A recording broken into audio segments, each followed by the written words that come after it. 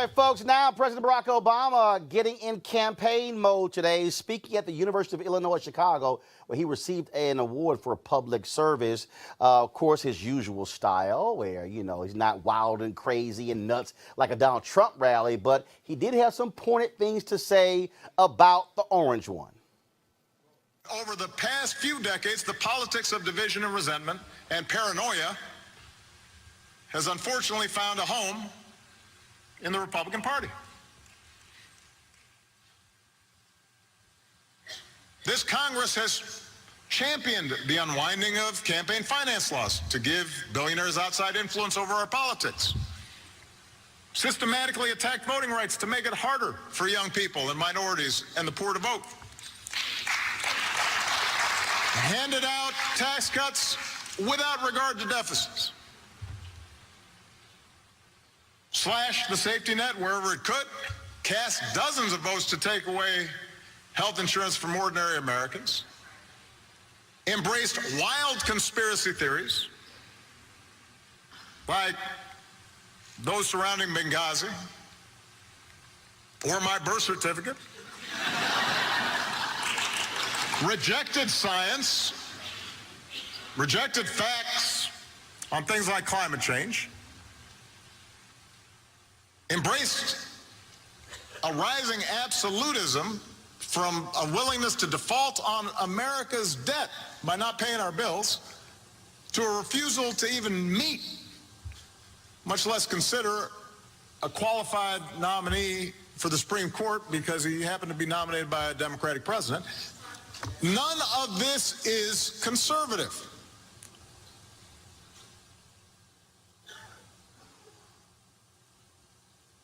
I don't mean to pretend I'm channeling Abraham Lincoln now, but that's not what he had in mind, I think, when he helped form the Republican Party. It's not conservative. It sure isn't normal. It's radical. It's a vision that says the protection of our power and those who back us is all that matters, even when it hurts the country. It's a vision that says the few who can afford high-priced lobbyists and unlimited campaign contributions set the agenda. And over the past 2 years, this vision is now nearing its logical conclusion. So that with Republicans in control of Congress and the White House, without any checks or balances whatsoever, they've provided another $1.5 trillion in tax cuts to people like me, who I promise don't need it, and don't even pretend to pay for them. It's supposed to be the party supposedly of fiscal conservatism. Suddenly, deficits do not matter. Even though just 2 years ago, when the deficit was lower, they said, I couldn't afford to help working families or seniors on Medicare because the deficit was an existential crisis. What changed? What changed? They're subsidizing corporate polluters with taxpayer dollars, allowing dishonest lenders to take advantage of veterans and students and consumers again. They've made it so that the only nation on earth to pull out of the global climate agreement, it's not North Korea, it's not Syria, it's not Russia or Saudi Arabia, it's us, the only country. There are a lot of countries in the world. We're the only ones.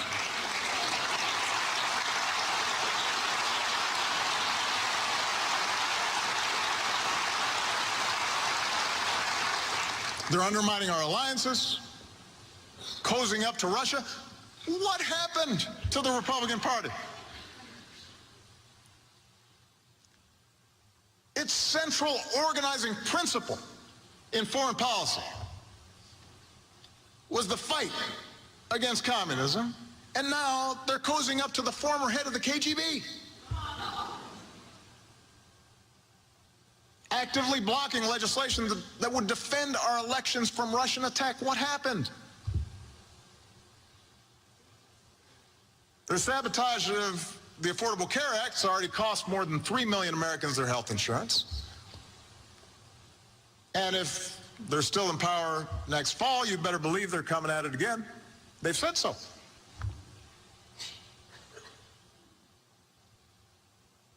In a healthy democracy, there's some checks and balances on this kind of behavior, this kind of inconsistency.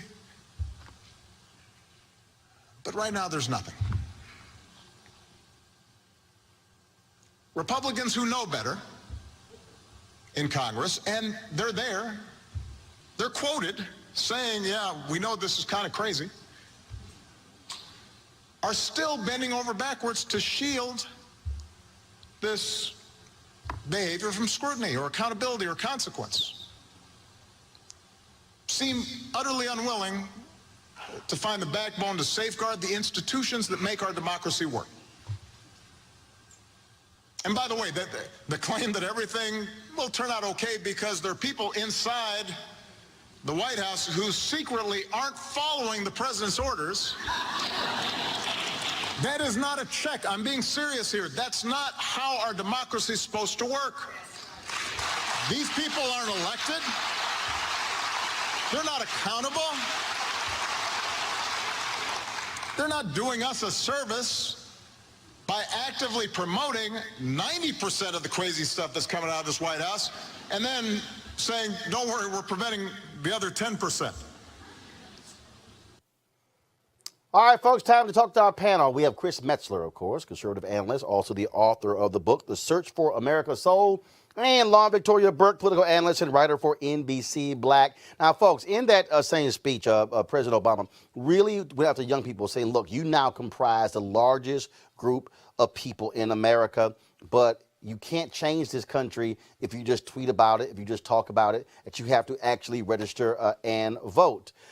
Just your initial thoughts about, his, some say, coming out party, if you will, for the 2018 midterm. He's said this before, this whole thing about young voters have to come out and vote. They did come out and vote. They voted for him. That's how he got into office. I don't know why. Well, in the speech he said in is on 2014 young voters. midterms, they did. In the speech he said the 2014 midterms, 1 out of 5 young voters voted. Right. Well, I mean, that's great. I think, though, that across the voting demographics, we can pick out each group and target them and say that everybody needs to vote. We're seeing every sign right now that the midterms, we're going to see some sort of a surge. We saw a record number in Florida when Andrew Gillum won. So I'm not sure why he's targeting young voters in particular. I'm also, even though I think his historiography is absolutely correct, obviously everything he just said about Donald Trump is correct. We know that Donald Trump is dangerous and scary. We understand all that, but it is interesting to hear him bring up tax cuts, given that he agreed to extend the Bush tax cuts twice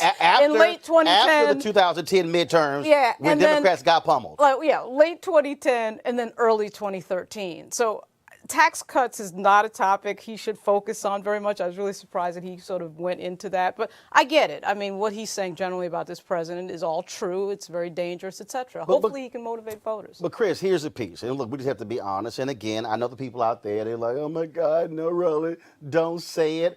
But the bottom line is this here. Democrats lost nearly 1,000 seats in the 8 years Obama was president.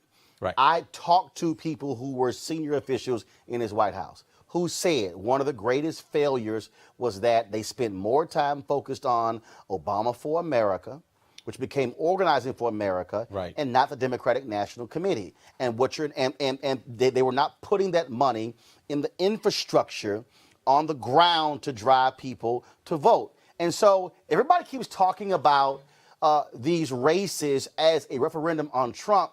I disagree.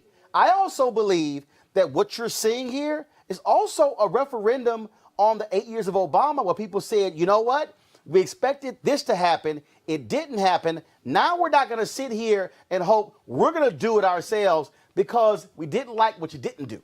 And that's exactly right. Look, from the standpoint of Obama, to borrow a statement from the Republican nominee in Florida, that was a very articulate presentation. However, from the standpoint of the substance of it, it is exactly the problem. The former President Obama had the opportunity to do these things. He did not do them. And so it seems to me rather odd that now he's coming out entering into the election with the same message, a message in which people are saying, okay, we didn't get it. We didn't get what you were supposed to do. Now you want us to do it. Why? And that's the fundamental problem I have with this. And I also think from the standpoint of Democrats, it is very much, the races are very local races rather than a national race.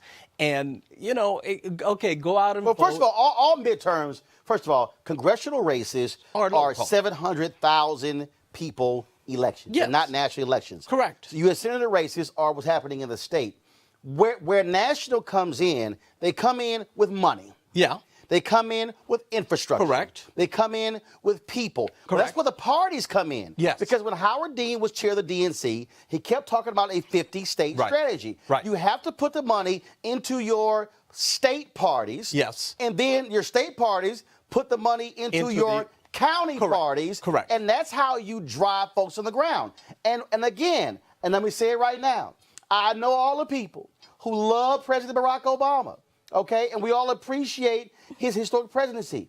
But he didn't do it. That's right. I'm telling you what I reported for 8 years. Yeah. And I was yelling on Washington Watch on TV One and on News One now that you have to put the resources on the ground. And so they are not like the whole deal that he's doing with Eric Holder and gerrymandering. Okay, you're doing that now, but the reality is that was happening in 2010 and 11 and 12 and 13. Right. And so look, just y'all know, I talked to a high-ranking DNC official, okay, who used to work for Obama. He said, bruh, you got to accept some of the responsibility for us losing 1,000 seats. That's correct. And so what the party now is having to deal with is it's having to deal with you must have infrastructure. National, state, county, local. You got to. And other that's where the problem with Republicans have an advantage, though, because it is, in fact, that infrastructure that makes a difference. Who are you going to fund? If we have somebody who's running in a race that's D plus double digits, and we're not going to fund that particular person. And I'll give you an example. So go to my iPad. Go to my iPad. Some guy, Tim O'Neill on Facebook. Roland, be quiet. You're acting like an A better than you do. No. See, this is the problem right here. That's right. The people, I need the people who are watching, I need y'all to understand. And yeah, I call you out, Tim O'Neill, some other people. You have to be honest, okay? If y'all want me to be honest about Republicans, like in Kentucky, they finally called out some racist who's running in Kentucky. Yeah. If you want to be honest, Democrats have to be honest. Right. And we have to stop acting like, let me be perfectly clear. Henry, go to the shot of Dr. King on the memorial. Y'all, that is not President Obama, okay? We have to stop acting like we can't speak critically of what he didn't do and the party didn't do. Correct. They are having to right the wrongs today of a bad party infrastructure. And so Republicans had to deal with the exact same thing. Right. Republicans had to deal with not having a strong national party. We did. State party, county parties. Right. And all of a sudden it's like, because that's how you win elections. You win elections by out-organizing, out-mobilizing, and getting folks to the polls. Well, even more granularly, and I'm surprised he didn't bring this up, is, of course, the Democrats fell asleep at the wheel when it came to the maps and redistricting. And the way you fall asleep at the wheel is you don't pay attention to your state and local races in terms of state houses. Exactly. And I'm not saying Barack Obama should have been responsible for that granular level, but of course the level above that, they're all controlled by each level. But you called it granular level. The other thing, though, about hold on. the president... No. I want you to move to that point yet, because see, this is where we need to educate everybody who's watching. Okay, when we talk about, because you said redistricting, somebody who's watching right now going redistricting. What that means is very simple. The party that wins the most seats in the states controls how the congressional lines are drawn, but not just the congressional lines. They control how all the lines are drawn, the state rep and the state senate. So why do the Republicans have an 81-seat majority in Florida? Because they drew the line. Why do Republicans have a supermajority in North Carolina? Because they drew the lines. Why is it that Democrats could beat Republicans in Wisconsin by 10 points and still be in the minority? Because they drew the lines. And so redistricting, gerrymandering, is based upon what happened on state level. And so all those people voted in 2008, didn't vote in 10. 16 states flipped to total GOP control. Yeah. And what did they do? Redrew the lines, voter suppression. Of course. Voter ID, slashing polling locations. And so that's what November means. And to the folks who are watching, y'all can, again, be mad at me all y'all want to about Obama. But what happens in this November sets up 2020 when the census kicks in to redraw the lines again. And what's actually, Lauren, then Chris. What's actually going to happen is the Democrats are probably going to take the House and maybe even the Senate, and hopefully they will, work on the infrastructure piece. But the other thing about what the president said, what President Obama said that is interesting is that, his messaging gets very in the weeds. And I'm not sure you need to get in the weeds when you have a historically bad presidency like Trump. So he's getting in the weeds, but really all he needs to do is state the basic and obvious deficiencies and scary elements of this president. So it's always interesting to watch the fear that the Democrats have of bringing up Trump or bringing up impeachment. Now, all of a sudden, Al Green in Texas looks like he was way ahead of his time because he was the first to bring up impeachment. But really, that needs to be discussed. And I don't know why they're afraid to say, this is a historically bad president. Chris, then first of all, Melanie Campbell, of course, Black Women's Roundtable, National Coalition of Black Civic Participation. Glad to have you on the panel as well. Chris, what's your comment? Then I'm going to go to Melanie. Yeah, so let's be very clear in terms of the Republican strategy. Our strategy is very clear. We will be loud, we may be wrong, but we're going to be loud and wrong at the same time. And from the standpoint of state politics, too many people are just paying attention to national politics. That's not where the action is happening. That's going to catch up to you on November 6th. Melanie, and again, I thought overall it was a good speech by President Barack Obama. But the whole idea, again, of imploring young people as well, I still go back to something I did at the NAACP, I did with messaging. And for me, this is what I do. And when I listen to people, they talk about, okay, why you got to vote? My deal is you look somebody in the eye who's 17 and say, you got to vote because the Parkland kids who will kill can't.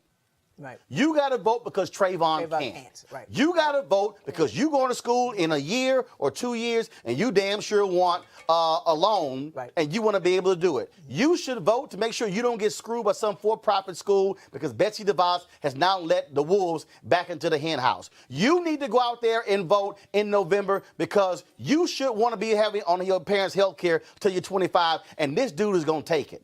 Look, highbrow, I get all that. That's great. But this thing comes to basic, fundamental things that appeal to black people, white people, Latino people, Asian people, men, women, gay, straight, don't matter. Cornell Belcher had it right 2 years ago when he said it was about black power. The themes that are resonating and getting us to show up in the primaries, although it needs to be better, is about power. It's about understanding that what Donald Trump represents, it's about race. It's a racial issue. We understand about that this man is a racist. In that you have sessions in the Department of Justice. Folks in the South understand what sessions mean to us. That's why when Doug Jones won that election, he was blessed to win it because we understood that there was something else going on. And so when I've been in Georgia, and in Florida, and even in Pennsylvania, everybody's talking about the same thing, that the racism is rampant, and also in Alabama. The racism is rampant. Folks are being bolder with it, louder with it. Heck, I got on a plane going to Birmingham for a conference and had on my immigration is a black thing and walked. I wasn't blessed to have first class on this one. Right? I had to go sit with the people. And the amount of folks, I'm going from Atlanta to Birmingham, and the white men who pretty much everybody sitting in first class that particular flight were all white, looking at me like they ready to take me out.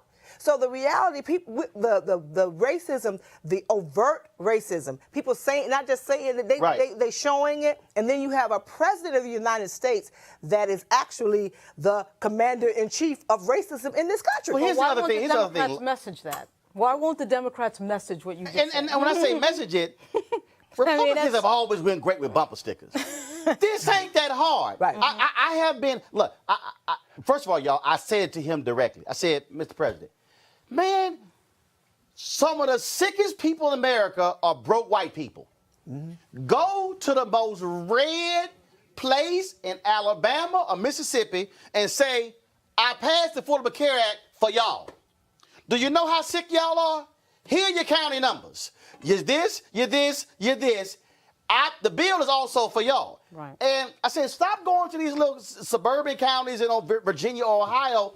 Sometimes you got to go to the belly of the beast. People want to hear, And look them in the eye and challenge them, Right. and not let them off the The hook. last to do that were Lyndon Johnson and Robert Kennedy. Why a contemporary Democrat hasn't tried that is a mystery to me. I mean, there's plenty of places to do that.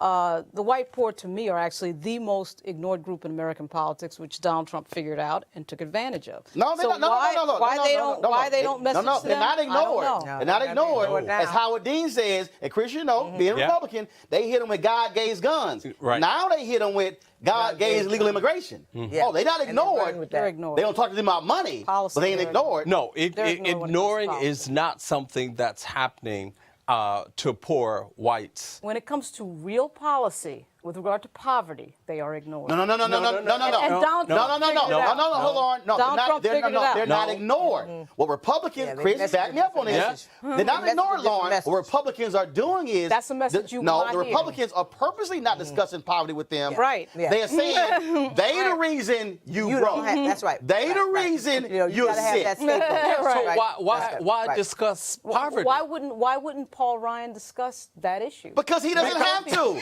He knows if I hit him with legal immigration, I got done. him. I ain't gonna discuss poverty with him Well, because they're not gonna vote for He him. didn't have to, but I think Donald Trump sort of unlocked something there, now, didn't he? Now they No, may, it in was fact, talk about. No, they the won't. work- No, they won't. Ain't gonna happen. No, they won't. Yeah. No. Donald Trump Let's see. hit the illegal immigration button. I mean, they're playing Southern strategy. We know that. No. This know ain't they're playing Southern Southern strategy. But They it's- playing Yeah, they're playing 50 race state strategy. politics. No, they're playing- race. They're playing race politics. Right, that's Chris, Southern go ahead. strategy. Race politics. That started with Southern strategy. Yeah, well, but it's a 50-state strategy. For me, as somebody who's Yeah. working with a number of the folks you're talking You about, in the room. They do not feel ignored. Trust me on that. Now they don't. No, they don't feel Now they ignored. don't. In I'm fact, telling you. they feel embraced. I'm telling you. Right. Again, I think great speech by President Barack Obama, but what it boils down to is it's not going to be speeches. No. No. It's not going to be tweets. It's gonna be Nope. around, okay? It's not going to be TV ads. It's This going thing door to is door. going to be neighborhood by neighborhood. Block by Block by block, That's precinct it. Right, by right. precinct, Right. literally Right. going on doors. Right. And that's Are what y'all it is. registered? And Roland, it's also not going into the city of Atlanta. It's going to Clayton County. It's going Right. down to Albany, Georgia. East It's going where our people have been pushed out. Gentrification has Yep. run rampant in any Chicago. urban They're city now in the southern suburbs. And so we Yep. have to go out to where our folks have been pushed and go into the rural areas as well. My sister Latasha Brown, Yep. on that bus tour, got big bus that's saying the South will rise again. Yep. With Black Voters Matter, right? Yep. Why is that? And what did the T-shirt say? It's all about us. When we say it's power of the sister vote, it's about me. Yep. You got to speak to my issues. That's what's getting our folks to show. Right. And that's why our people are winning. That's why you have Ben Jealous over there in Maryland and Stacey Abrams in Georgia. Right. And Andrew Gillum, all of which I can touch their lives Right. someplace in my life to see them because they're speaking, not necessarily all the messaging is there, Right. but I can see you, I can see me in you. Hold right? tight one Not just sec. because you're black.